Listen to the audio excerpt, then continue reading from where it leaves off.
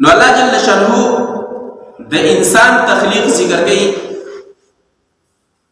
چې دا انسان پیدا کومنګا د اوچ کړنګیدون کې خټینا او هغه خټه تور کړنګیدون کې چې هغه تور شي او سره شي دا صفات دي یو خدای دی چې که انسان غرور او تکبر کوي لوی کوي او دی و چې مو خزیما نو الله جل شانه ور د صفات ذکر کوي د انسان اصل ذکر کوي چې انسان ستا اصل دغه دی ستا اصل دغه دی د تور اسخاشوي خټه می جوړ کړی او بیا تا کې دومره غرور او تکبر راشي دومره لوی چې دې تا کې راشي نو انسان دې تخلیق مخکې ذکر شوی دی ودل د الله جل شانه هغه اصل صفت ذکر کړي چې دا موږ د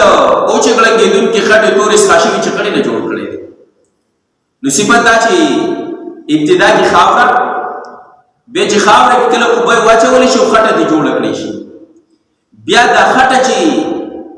کله داسې پوره وچ شي نه او پخښوي نه او پوره وچ شي نه او لګه وچ شي نو هغه کې اچوان نشان راشي بیا یا استاد خیال دا مکه جوړ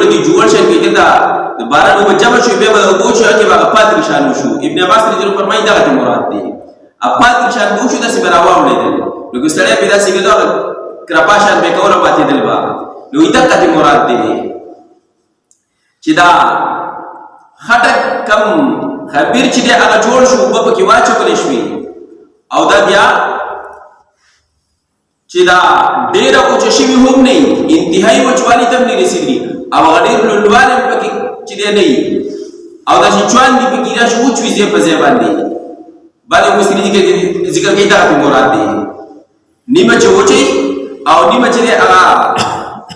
لمبي خو دې ډېر وچوالي تم چې دی نه رسیدي او دا ډېر ختم پکې نه نیمه چې وچ شي نو هغه چوان نشان پکې راشي سره وګرځي نو د پاسه چې لگا یو چاودی پی ګرځي په سره هغه چې زیر په ځای دا مراد ده او بعض مفسرین ذکر کوي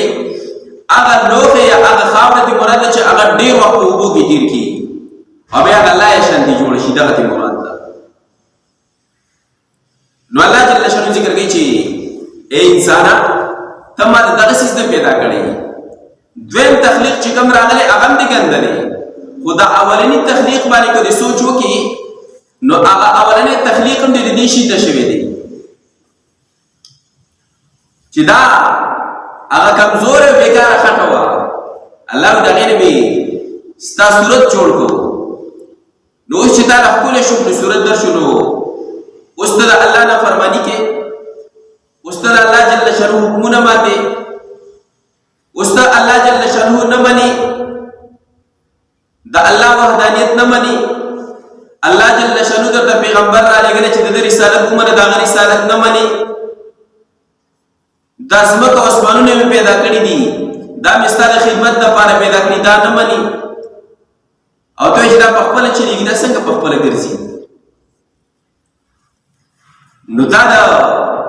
انسان سوچ راوړي دوه لپاره او د الله جل شانه وحدانیت باندې دلیل لپاره الله جل د انسان تخلیق ذکر کوي چې انسان ورستا اصل دغه سیز دی اصل کې ته دې نه پیدا خپل اصل او پیژنه لکه معاشره کې داسې شرطه لکه کمزور شانسو کی او ډېر د غرور ته کبر خبرې کوي نو بل څه درکا ډېر اوچتي موایا ډېر اوچتي موایا ګاډه په پاسوا خپل اصل دی پیژنه خپل ځان او پیژنه خپل اصل دی پیژنه نو الله جل فرمایي انسان